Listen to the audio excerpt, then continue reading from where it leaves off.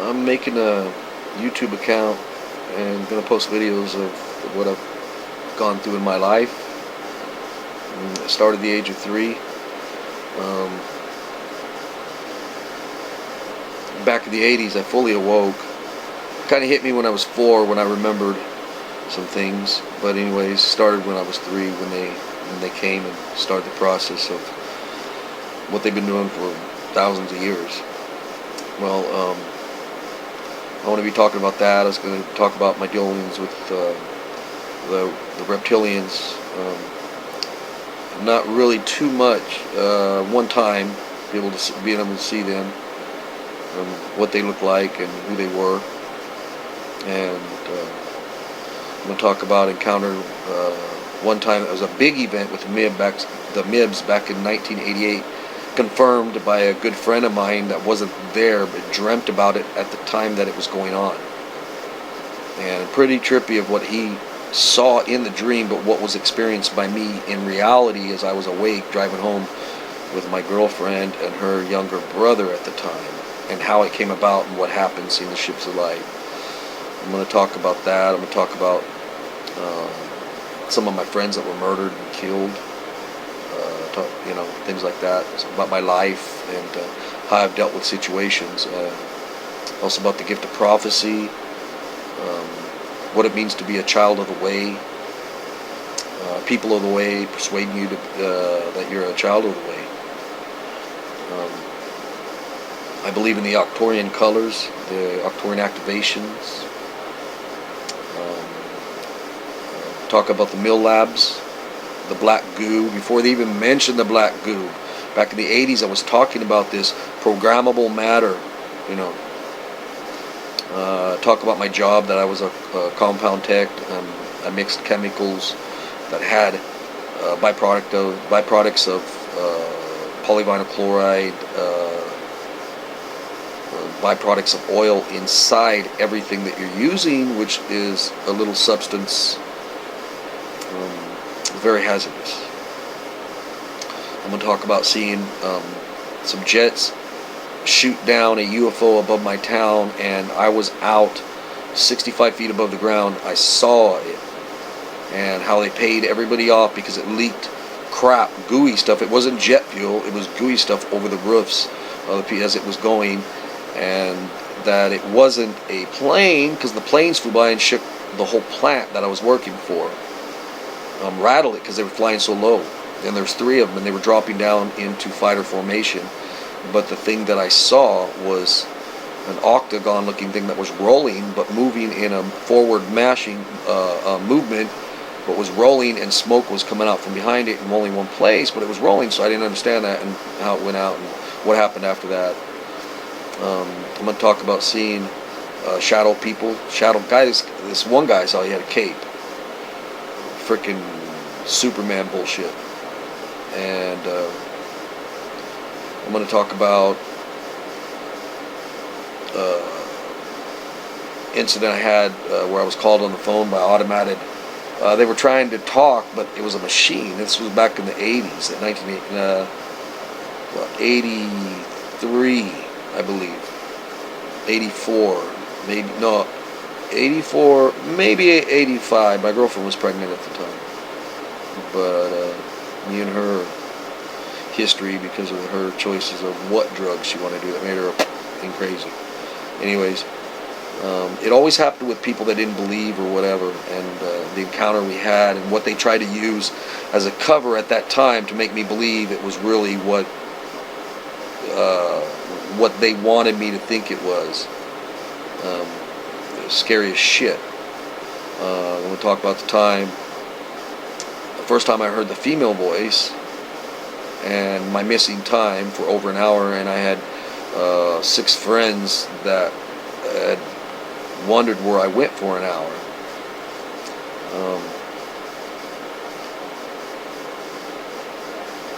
I'm going to talk about the truth as I was told. I'm going to talk about September 11th, what I saw 2 years before it happened, and what I said would happen. Many things that we do in life, you know, it's set in course because of who we are. I want to talk about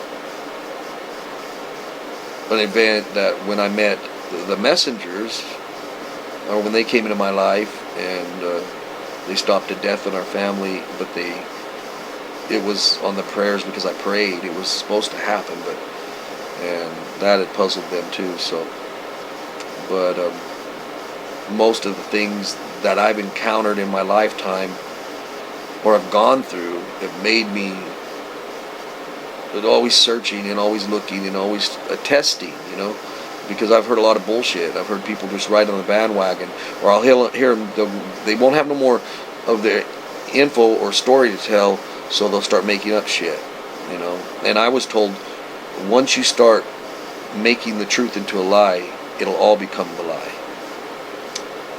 Talk about miracles in my life, big miracles, how I was on the operating table and bled out until I only had a pint and a half of blood left in me, but I was still alive. I should have went into cardiac arrest. So it was a pretty trippy ride, my life. How at the time I was having the encounters with the MIB, my sister saw me, but it wasn't me, and I wasn't there, and she couldn't understand. She was face to face with this guy, but he looked like me. And so I'm going to talk about the time I had a halo, or just a whole bunch of stuff, because it fits into what I believe and what I know, and the evidence will be the backing of what I say, and for it to come into your life in such a way that you'll understand that there's more to it than me just talking, that, you know, that it'll affect you in some way that you'll say, whoa, something different.